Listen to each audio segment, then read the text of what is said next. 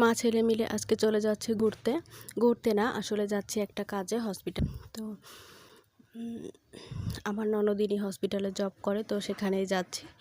তো দুপুরবেলা রোদের মধ্যে মা ছেলে মিলে চলে যাচ্ছি। আমাদের এখানে একটা নতুন স্টেডিয়াম হচ্ছে, অনেক বড় স্টেডিয়াম। তো স্টেডিয়ামটা কমপ্লিট হোক, তারপরে আপনাদের ভিডিও করে দেখাবো। তো রিকশায় করে দুজন চলে যাচ্ছি। তো এই তো আমাদের গন্তব্যস্থলে পৌঁছে গেলাম। তো দেখতে দেখতে আমরা চলে এসেছি। আমাদের হসপিটালটা অনেক বড় এরিয়া। তো আমরা গেটের ভিতরে ঢুকে পড়েছি।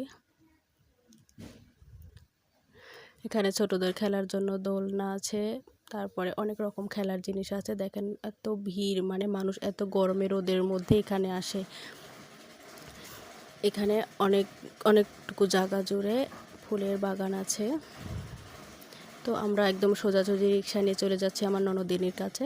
তো এখানে আমার ননদিনী আমাদের জন্য ওয়েট করছিল। তো আসার সাথে সাথে তার ভাতিজাকে কোলে নিয়ে সে চলে যাচ্ছে আগে আগে। আমি তার পেছন পেছন ভিডিও করতে করতে যাচ্ছি। তো আমরা চলে এসেছি। আজকের ভিডিও এ পর্যন্তই।